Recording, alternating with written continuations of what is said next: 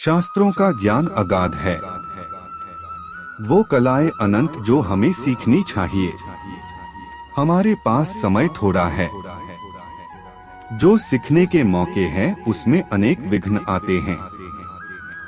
इसीलिए वही सीखे जो अत्यंत महत्वपूर्ण है।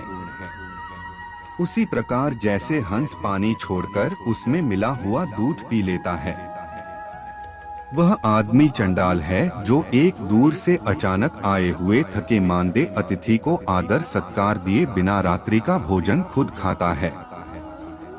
एक व्यक्ति को चारों वेद और सभी धर्म शास्त्रों का ज्ञान है, लेकिन उसे यदि अपने आत्मा की अनुभूति नहीं हुई तो वह उसी चमचे के समान है जिसने अनेक पकवानों को हिलाया लेकिन किसी का स्वाद नहीं चखा।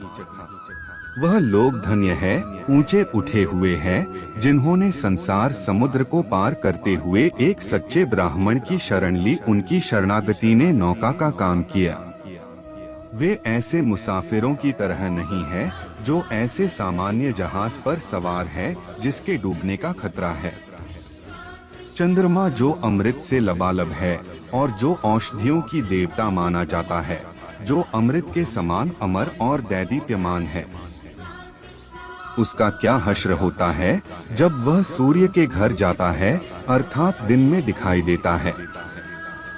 तो क्या एक सामान्य आदमी दूसरे के घर जाकर लघुता को नहीं प्राप्त होगा? यह मधुमक्खी जो कमल की नाजुक पंखड़ियों में बैठकर उसके मीठे मधु का पान करती थी, वह अब एक सामान्य कुटज के फूल पर अपना ताव मारती है, क्योंकि वह ऐसे देश में आ गई है जहाँ कमल है ही नहीं। उसे कुटज के पराग ही अच्छे लगते हैं। हे भगवान विष्णु, मैं ब्राह्मणों के घर में नहीं रहती क्योंकि अगस्त्य ऋषि ने गुस्से में समुद्र पी लिया।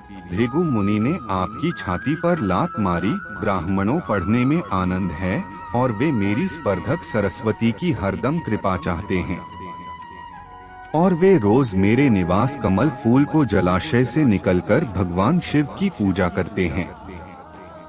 दुनिया में बांधने के ऐसे अनेक तरीके हैं जिससे व्यक्ति को प्रभाव में लाया जा सकता है और नियंत्रित किया जा सकता है।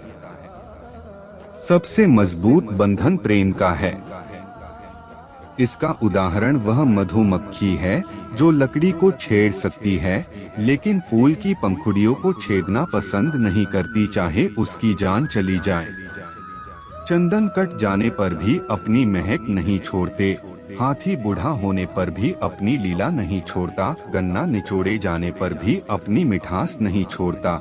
उसी प्रकार ऊंचे कुल में पैदा हुआ व्यक्ति अपने उन्नत गुणों को नहीं छोड़ता, भले ही उसे कितनी भी गरीबी में क्यों न बसर करना पड़े।